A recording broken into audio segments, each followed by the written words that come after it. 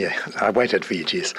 Kia ora koutou katoa. Good afternoon and welcome back from the long weekend. As many of you will be aware, the PM's flight to Antarctica has had to return to Christchurch due to bad weather at McMurdo Sound.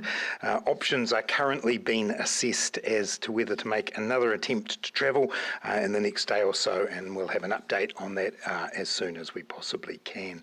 The Prime Minister's visit to Antarctica to see the work that is planned to refurbish Scott Base and celebrate New Zealand's 65th anniversary on the ice is something that she was very much looking forward to, and we hope we'll be able to continue.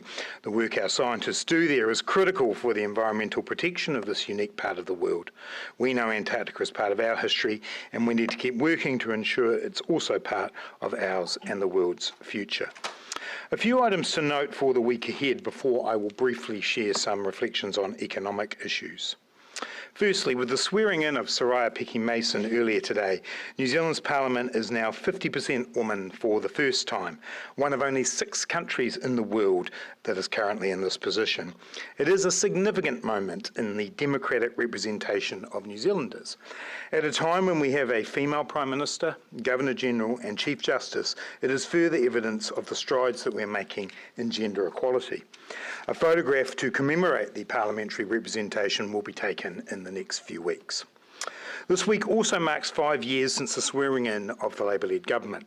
It has been a tumultuous time to be in government, but I'm confident that we have steered New Zealand through the challenges we have faced as a country, as well as any other country, and that we have made significant progress on issues such as child poverty, climate change and healthcare. There's always more to do, but I am extremely proud of what we have achieved in these last 5 years. As I mark 5 years as Finance Minister, I want to briefly share some reflections from my recent World Bank and IMF meetings in Washington, D.C., and why I continue to believe that there is a cause for optimism in Aotearoa, New Zealand, as our tourism sector looks forward to a summer full of visitors. I knew heading into the meetings in Washington, D.C. that the global economic outlook was sobering. This was confirmed by the IMF's latest set of forecasts, with growth projected to slow to 2.7% in 2023 and more than a third of the global economy projected to contract this year or next. The mood at the meetings was relatively downbeat. Much of the discussion revolved around the reaction of the financial markets to the UK's mini-budget, the energy crisis in Europe, the US and China relationship, and the state of globalisation in an increasingly polarised world.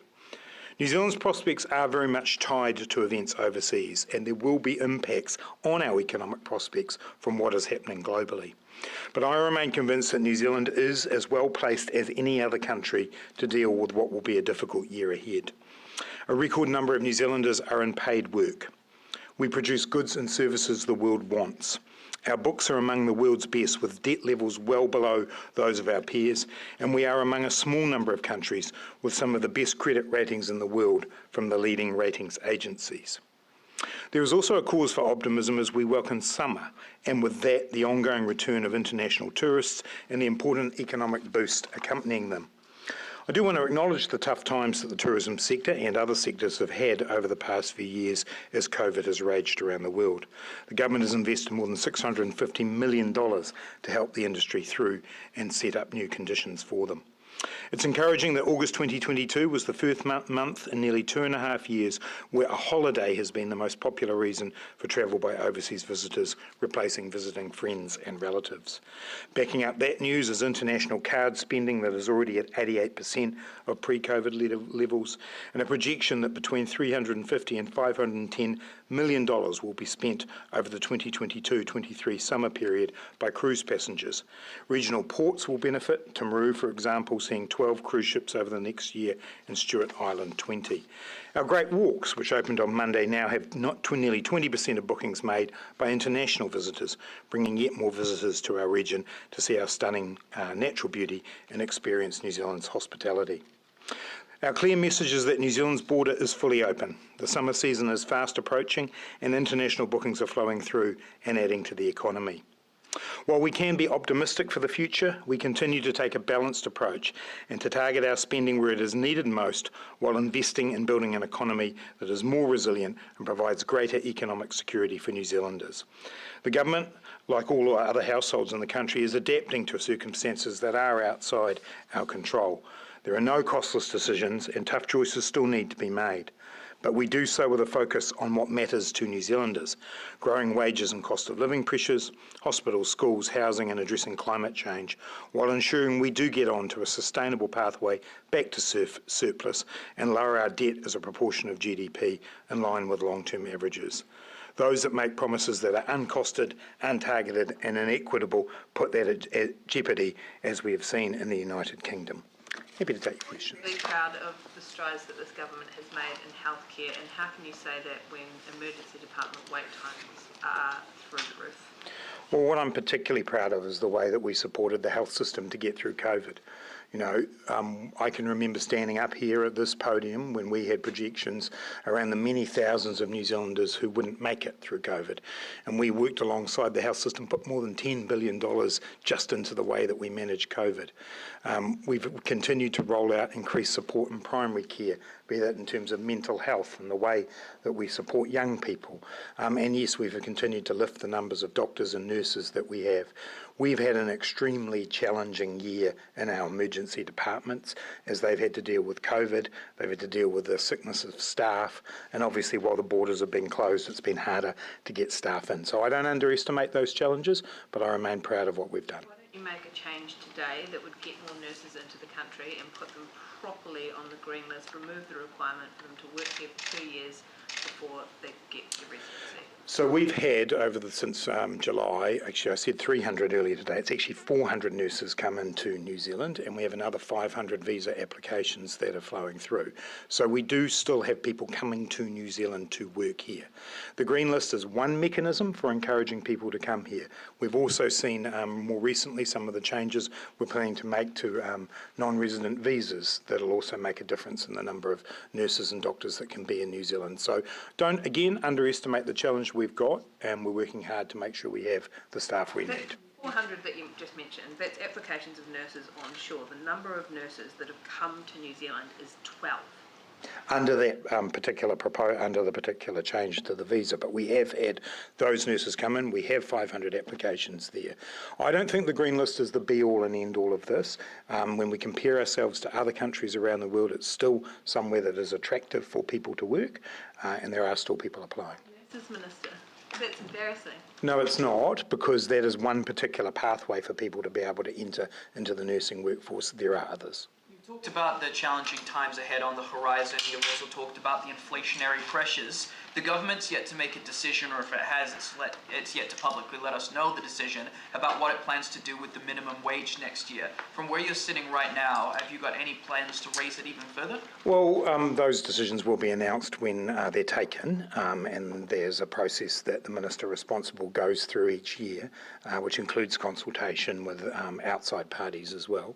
You've seen consistently that we have lifted the minimum wage. We do understand the importance of making sure that those on low and middle incomes in New Zealand continue to be able to meet their living costs. So we'll make that announcement when the decision is made, but our track record has been to increase the minimum wage consistently. It sounds like you're indicating that that's a yes, like it is going to be increased again. No, I'm pretty confident the answer I gave was one that I said that you can look at our record, but we haven't made the decision yet. Would you expect the minimum wage to rise as fast as prices have?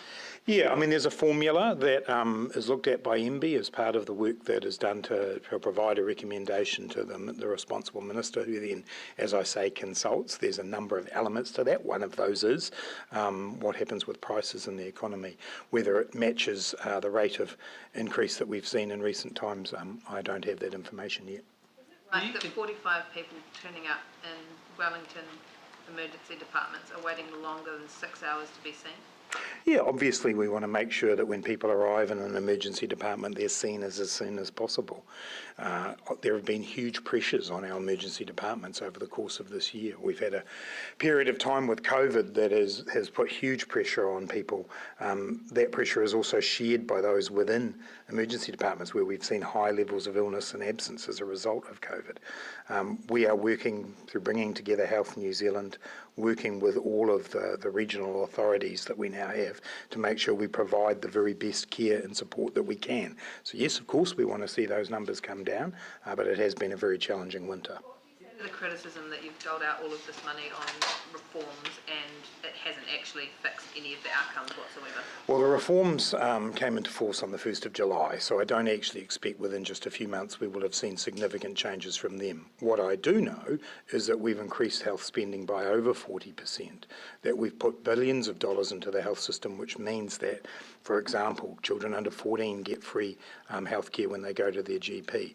That means that we now have mental health services embedded in our primary care. We've got more support for Pacific Health, for Māori Health, for mental health. We are investing and we are making progress. There are elements of our health system that have been under particular strain and pressure recently. We've got to work on those as well, but I do believe that kind of investment matters. When I look back at what I saw when I was in opposition as to what was being invested into the health system, that simply wasn't acceptable, and I'm pleased that we've turned that around. Isn't the Health Minister? Absolutely. Given your Tory fighting alter ego of Red Robbo, were you as cheering as loudly as unions were at the employment court's ruling on Uber? I don't know what that introduction was about, Ben. The decision that I saw out of the employment court, I haven't had a chance to read it fully, but I've obviously read the stories about it. From our perspective, the reason we have an employment court is so that people can go and test their rights. And I will always be supportive of workers having strong supports for their rights when they're in the workplace that uphold their conditions and their terms. And so, as I say, I haven't had a chance to read it, but I certainly welcome any New Zealander in work feeling more secure about their employment position. Is launching a recruitment drive for the near 7,000 Uber drivers around New Zealand. Do you think that's putting the cart before the horse? Would you welcome that? Well, I welcome all workers in New Zealand having their rights increased, their terms and conditions protected. You certainly, I do come from the Labour Party. I believe that unions have been a strong contributor to making sure that the rights and interests of workers have been upheld over many years. Those workers who are in the so-called gig economy deserve as much as anybody to have somebody batting for them. Prime Minister's trip to Antarctica. What will happen now? Will she try again tomorrow? So that's the assessment about that's being made over the course of the next couple of hours, just to see what's possible. Certainly I know the Prime Minister and the travelling party would like to get back down there. The weather conditions at McMurdo do change quickly, and so they'll be assessing what options they've got to be able to get there. What was the reason that the plane was turned around? Bad weather is what I was told. Being briefed on the situation in Papua New Guinea, we've heard reports that there have been at least 30 people killed. Yeah, look, I've only got very sketchy details at this stage. My understanding is that it's on an island called Kiriwina, which is quite significantly off the main island of Papua New Guinea, and I've only read what I have in the media there. I don't have a particular briefing. MVAT hasn't been advised of any request for help or assistance or anything like that, but I'm sure more details will emerge in the near future. I think if there were requests for help, New Zealand could consider sending police, defence force? Look, we always stand ready to help our Pacific neighbours, and you know our history and our record of doing that through the Pacific, but no such request has been made at this time. Auckland's Mayor Wayne Brown has only so far done, I think, even less than a handful of media slots. He hasn't really been fronting to media very much. Have you got any expectations to mayors, particularly of large cities like Auckland, to be fronting to media more? I don't really think that's my place. Obviously, we front to the media on a very regular basis. I think this is my third time for the day, but that's what we do. Each mayor is responsible for their own actions, and I'm sure you will hold Mayor Brown to account. Joe? Would you like to see him doing a little bit more? I mean, it's just not something I'm devoting a lot of my mental energy to at the moment. Just on the house reforms, I mean, it's pretty well established it's going to take up to about 5 years before you start to see real change out of that. I mean, Minister Little and the associate ministers have all said that during the last year or so. In reality, are you going to need to use the budget process to make some, I guess, significant changes through separate steps that are actually entirely outside of the reforms to actually see change happen in the health system, because that reform, the structural reform, is not actually going to be very instantaneous, is it? Oh, look, it will certainly take a long time for the full benefits of the reform to arise, but I'd answer your question in two ways, Joe. We continually add support to the health budget. For example, Farm Act, we put that money in regardless of the reforms per se, and we've continued to invest in all sorts of aspects of the health system alongside the reform process. So absolutely, what we did at Budget 2022 was do 2 years of health funding, the biggest increases that we have seen in the health sector, and so that is rolling out.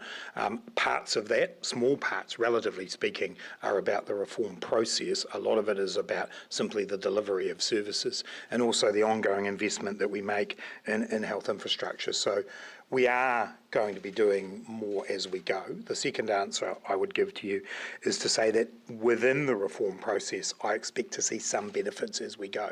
For example, part of the health funding in Budget 2022 for the reforms was commissioning funding for the Māori Health Authority. So we are beginning that process of them directly commissioning. So we will see some changes as a result of the reforms, but the full benefit will take time, absolutely. Just ask, last week Willie Jackson said that he would on Friday be meeting with the governance group who are looking after the UNDRIP draft declaration. They are obviously already 4 months behind bringing a paper to Cabinet that the Minister thinks would be palatable for ministers to actually sign off on. Did you have any conversations, did he update you at all in Cabinet today about whether any progress has been made there yet? We didn't have any conversations about that today, no. So we can assume that the governance group hasn't got... I'm not going to make any assumption on that, but there were no conversations today. Given you've reached the 5-year mark, what would you say are Labor's greatest shortcomings, or shortfalls or failures in the last 5 years? Perhaps, Thomas, I could answer that question by first prefacing it with perhaps some of the achievements of the government as well. I prefer to be, I'm an optimistic person by nature, and so I prefer perhaps to talk about some of the things that we've achieved in the 5 years, because it has been a difficult time with COVID in the midst of it, and that was a very disruptive thing. But actually, one of the highlights for me is the way that the government worked with New Zealanders to get us through COVID and to Thank you for the question. I'd say how we helped New Zealanders get through COVID. I'd also, put alongside that the work that we've done in lifting children out of poverty. We've seen 66,000 New Zealand children lifted out of poverty in the time that we've been in place. I think about things like apprenticeships. 200,000 New Zealanders going through free apprenticeships or free targeted trade training over the last couple of years. Food in schools, the work we've done to get our emissions reductions plan up. I'm happy and proud of all of those. When it comes to the things that I'd like to see more of or better, I think in the context of COVID, some of the infrastructure work we're doing hasn't progressed at the pace that I would have liked. There have been reasons for that, significant supply chain disruptions and obviously the broader disruption of COVID. And, I continue as my role as Minister for Infrastructure to seek how we can move things forward more quickly. But there is some frustration there. What about the things that were within your control in the past 5 years, particularly maybe in that first 3-year period, where you may have fallen shorter than hoped, Do you have anything that comes to mind within that category? I think the first 3-year period, obviously, we were in coalition with New Zealand First and the Greens, and therefore there were some areas where there was compromise and things that we might have wanted to push forward more quickly. But that's the nature of being in a government. We're a government that's got a very busy agenda. I don't think anyone would disagree with that, and so we're working hard to make progress on the issues that we think are important, that New Zealanders have asked us to do. And so, I'm proud of the record we've got. We want to lift the pace if we can. Hey, Jenna's question. What about Kiwi Build? Well, actually, in fact, obviously we reset the goals on Kiwi Build in that last term of government, but actually on house building, our record is extremely good. We are building more houses than any government since the 1970s. Our state house building program has been exceptional. We've been supporting others to build houses, and New Zealanders right around the country can now see houses being built in their community. We've got projections from economists that in Auckland next year supply and demand will actually meet when it comes to new housing. So yes, Kiwi Build was a very ambitious program. We decided to reset that when we weren't achieving those goals, but the overall house building program is actually something to be proud of. What about 1 in 4 people? What about 1 in 4 people waiting longer than 6 hours in an ED? Is that a failure? Well, I said before, that's something we would like to see improve, but in the context of the wider health system work we're doing, I think there are other things that we can be proud of. Bernard. Given your comments about housing supply and demand being met coming together next year. In Auckland. In Auckland. Can the government then ease off on infrastructure building and house building from next year? No, because we know that we have to keep building, and it's not just Auckland as well, it's the rest of the country too. There will always be a need to continue to build more houses and to upgrade our housing stock. So no, I don't believe that will happen. We've got a broader infrastructure program as well, though, that we do need to make sure we're getting on with the building of schools, the building of our correctional facilities, the work that we're doing in horizontal infrastructure. So there's a big infrastructure program just outside of housing. Just given you're in a reflective frame, do you think it was a mistake to agree to the Reserve Bank's creation of its large-scale asset program, and also to agree to its removal of the LVRs, both of which have been blamed for a 45% rise in house prices? The answer to your question is I don't, because we have to take ourselves to the moment in which we made those decisions. And particularly when it comes to the LSAPs, we were facing a situation with a huge uncertainty and volatility in the bond market, and the Reserve Bank asked for the indemnity to be able to do that. The then delivery of them, as we know, is an independent decision that they made. There are many things when we look back in hindsight with the information we have today that we might think, should that have happened or could that have happened in a different way? But in the context in which that decision was made, I stand by it. Christopher Luxon has said he would like a one-year extension to Adrian Orr's contract to avoid, if National wins, a crossover. What's your view on that? Yeah, we're in the middle of a statutory process around Governor Orr and Governor Orr's potential reappointment, and I don't want to comment publicly about that. It's laid out in the statute what happens. I'm working my way through that process, and the board of the bank is working its way through that process, and I'd rather leave any comment on that until after that. The party has been openly speculating about the ability of the government, or the willingness of the government, to get the Three Waters reform across the line before the election. Can you give us an ironclad guarantee that your government will pass Three Waters' third reading before the election? And the Water Services Entity Bill is in the Select Committee now, and it is our absolute intention to pass that as soon as possible. You control the House, you have a majority, you set the agenda, you can put that on the order paper whenever you want. It's still at the Select Committee though, Jason. I'm aware, but you could, when it comes out of the Select Committee, whenever that... We're going to progress that as quickly as we can. I mean, this is a really important piece of work. New Zealand's water infrastructure is undermining the health of New Zealanders, it's undermining the productivity of New Zealanders, and for too many years it's been kicked down the road. I know the National Party says that they don't want it. Well, what's their alternative? Is their alternative to simply leave a situation where the bills that New Zealanders face mount up more and more and more, or should we actually take some action to provide New Zealanders with an effective and efficient set of water systems? We're committed to the project. So guaranteeing that we're committed to the project, Jason, and the bill will come out of Select Committee, and you will see that different to guaranteeing that it's going to... There is no difference. Parliamentary representation. Would you challenge National to select a diverse candidate in some way in Hamilton West? No, well, the National Party's decision about who they do or don't select is entirely up to them. I'm extremely proud of the fact I think we're up to about 58% women in the Labour Party caucus. We've worked hard to make sure that we get to that position. We select the best candidates who come forward, and we make sure that people from a diverse range of backgrounds get the opportunity to come forward. Just on trade, I think you mentioned on Radio New Zealand this morning you had confidence in Rishi Sunak to deliver the fair trade agreement.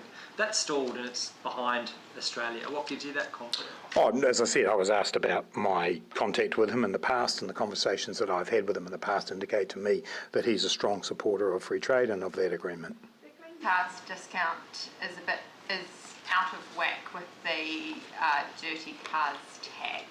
How are you going to rebalance the scheme? Yeah. Look, and we always said it would be fiscally neutral over time, and I don't think, we shouldn't get ourselves too concerned about that now. I'm really pleased. Well, I'm really pleased about the fact that we've ended up in a position where I think it's 42,308 vehicles over the course of the time since the 1st of July 2021. That's what we wanted. We wanted to see more electric vehicles on the road in New Zealand. We'll work through the details of how the scheme is designed over time. The money's going towards Teslas. It's not. Most of the money? 9% of the cars are Teslas. Most of the money Yeah, is. but 9% of the cars, and it's not most of the money either. What we wanted was more people to get into electric vehicles. We've got people in all manner of a range of vehicles that's available on the NZTA website if you want to see it. And in fact, I think the Nissan Leaf is in fact the greatest number of vehicles compared to, in fact, I think perhaps the Toyota Aqua is in fact the greatest number of vehicles. The point being there are many others. So do you feel as strongly about Just your... on Calvin Davis's announcement of pay equity for social workers, is that a decision to head off strike actions on Oranga Tamariki workers, or is that separate? No, totally different things. So Oranga Tamariki workers, we've already done the pay equity deal with them. What we've been working through is social workers in the funded sector to make sure that they also can benefit from pay equity. Two different things. Joe? Do you feel as strongly about your commitment to the RNZ-TVNZ merger as you do Three Waters? Well, the RNZ-TVNZ merger, as you know, is advancing, and we've committed ourselves to that, and we put money in the budget for it. You can't get much more commitment than that. Just take a couple more. Just on Three Waters, Standard & Poor's have said they don't have enough confidence to give the entities ratings and are looking for more information. How much of a concern is that, and could it block the process? Look, the fact that they want more information is perhaps not surprising. Obviously, the process to develop the entities has been an iterative one and continues to iterate through the select committee process as well. So we've been working closely with Standard & Poor's throughout this process. I'm not overly concerned by the fact that they're looking for more information. I continue to believe that the aggregated entities give New Zealand the best shot at being able to provide the kind of water services that New Zealanders want. Thanks, everyone. The agreement, really quickly, just that's going through the House tomorrow. It is. As excited is probably the wrong... Actually, not for you. Are you excited? I'm really pleased that a very important mechanism in ensuring that some of the lowest paid people in New Zealand get fair pay is going to be passed. This has been a long-standing commitment of the Labour Party. The kinds of people we're talking about here, perhaps bus drivers or people who work in supermarkets, these are the kinds of areas where we know that we need to lift pay, and we want to see that happen as quickly as it can. I also was reflecting on it the other day, because I think it was just last week, maybe the week before, was the anniversary of the passing of Helen Kelly, and this was one of the policy areas that her and I discussed often, and I think it's terrific that we've now reached this milestone. Thanks, everyone.